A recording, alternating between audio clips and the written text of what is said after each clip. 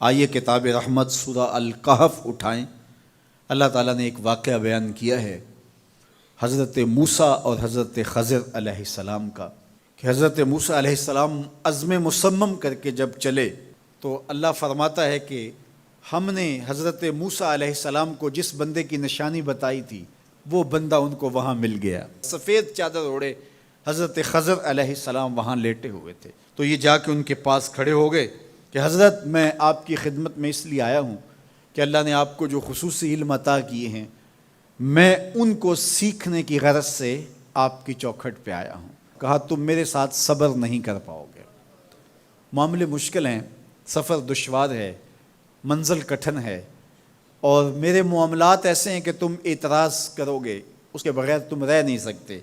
حضرت موسیٰ علیہ السلام نے کہا اگر اللہ نے چاہا تو آپ دیکھیں گے میں صبر کروں گا اور آپ کے کسی حکم کی کسی کام کی میں نافرمانی نہیں کروں گا، کسی کام کا انکار نہیں کروں گا۔ کہا کہ اچھا شرط یہ ہے کہ جو میں کروں اس پر تم اعتراض نہیں کرو گے، سوال نہیں کرو گے، یہاں تک کہ میں خود ہی نہ بتاؤں۔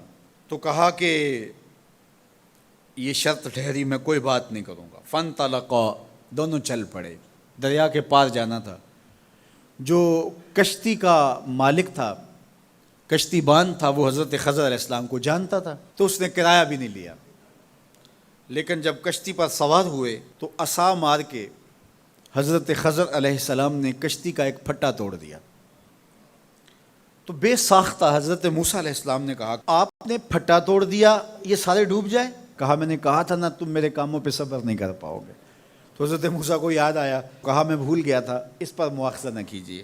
پھر دونوں چل پڑے، بچے کھیل رہے تھے، ایک خوبصورت لڑکا وہ بھی بچوں میں کھیل رہا تھا۔ حضرت خضر آگے بڑھے اور اس کی گردن مروڑ دی، اس کو قتل کر دیا۔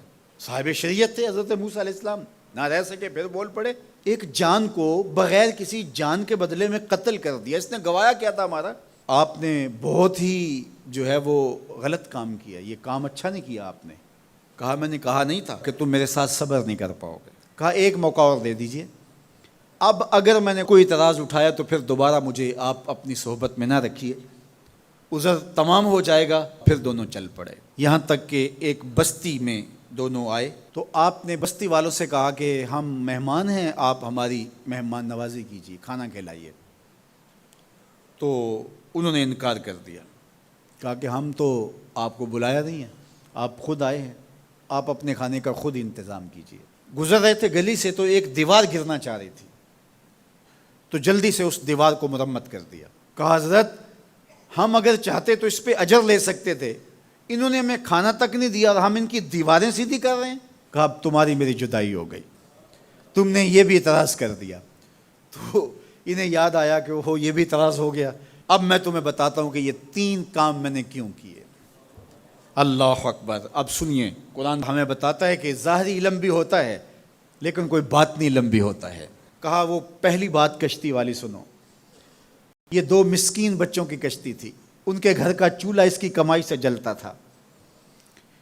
دریا کنارے کنارے ایک ظالم بادشاہ رہا تھا جو لوگوں کی کشتیاں چھین رہا تھا، ہم نے تھوڑا سا عیب لگا دیا، وہ ٹوٹی کشتی چھوڑ کے چلا گیا۔ اب وہ تھوڑے سے پیسے لگا کے کشتی مرمت کرا لیں گے، گھر کا چولہا جلتا رہے گا، بتاؤ اچھا کیا یا برا کیا؟ کہا رہی بات اس بچے کی جس کو ہم نے قتل کیا، اس کے ماں باپ مومن تھے، نیک تھے، صالح تھے، بچے نے بڑا ہو کے بہت برا ہونا تھا، ہم نے اس کو قتل کر دیا، اللہ اس کے بدلے ان کو بہتر اولاد دے گا۔ علماء تفسیر نے لکھا ہے اس بچے کے بدلے میں اللہ نے ان والدین کو ایک بیٹی عطا کی جس کی نسل سے 70 نبی پیدا ہوئے۔ دیوار کی کہانی بھی سن لیجئے، یہ شہر کے 2 یتیم بچوں کی دیوار تھی اور اس کے نیچے ان کا خزانہ تھا اور ان کا باپ بڑا نیک تھا۔ خزانہ دیوار کے نیچے ہے، دیوار گرنا چاہ رہی ہے، کسی معمولی دھکے سے گر جاتی۔ 2 ہی صورتیں تھیں، یا وہ بچے خود اپنا خزانہ اٹھا لیتے یا لوگ اٹھا کے لے جاتے۔ لوگ اٹھا کے لے جاتے پھر بھی ہاتھ میں کچھ نہ آیا، اور اگر وہ خود اٹھا لیتے تو بچے ہیں، بچپنے کی وجہ سے وہ اس کو اڑا دیتے۔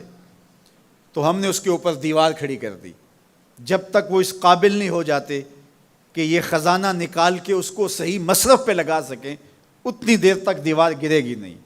اللہ اکبر۔ وہ کسی وجہ سے دیوار قائم رہے گی، اور جب وہ اس عمر کو پہنچ جائیں گے جس عمر میں وہ اس خزانے کو سنبھال سکیں گے تو پھر دیوار خود بخود گر جائے گی اور یہ خزانہ نکال کر کے اپنے کام پہ لے آئیں گے۔ میں جب پہلی مرتبہ اس کو جو ہے وہ غور کے ساتھ تلاوت کیا تو مجھے یہ لگا کہ اس کا انطباق پاکستان کے حالات پہ بھی ہو سکتا ہے، اس لیے کہ یہ بھی یتیموں کا سرمایہ ہے۔ کتنے یتیم روتے بلکتے رہ گئے اور ان کے سر سے جو ہے وہ سائے اٹھ گئے اس وطن کے لیے، لیکن میرے مالک نے اس ملک کے خزانوں پر گہرے پہاڑ اور بڑی بڑی دیواریں کھڑی کر دی ہیں۔ جب تک یہ قوم بلوغت تک نہیں پہنچے گی اتنی دیر تک وہ خزانے ظاہر نہیں ہوں گے، اور جب یہ قوم اپنی بلوغت تک پہنچے گی، شعوری بلوغت، فکری بلوغت، علمی بلوغت، اور رب سے جو وعدہ کیا تھا پاکستان کا مطلب کیا، لا الہ الا اللہ، جب اس بلوغت تک یہ پہنچ جائے گی، اس وعدے کی تکمیل ہوگی، پھر رب دیوار ہٹا دے گا اور پاکستان کو اللہ اتنے خزانے دے گا اور پاکستان ایسا مالا مال ہوگا دنیا دیکھنے آئے گی انشاءاللہ۔